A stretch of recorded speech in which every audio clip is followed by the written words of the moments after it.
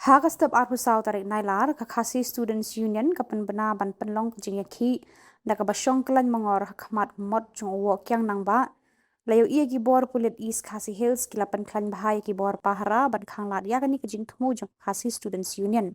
nakalyang deputy commissioner East Khasi Hills Abhilash Baranwal ulapan bena hak arhu lai tarik nailar ba Khubor district kim shimla ajing bit satya yagi nang yalam ka khasi students union ban penlong ya kanu kajing ya khi hakani ka jaka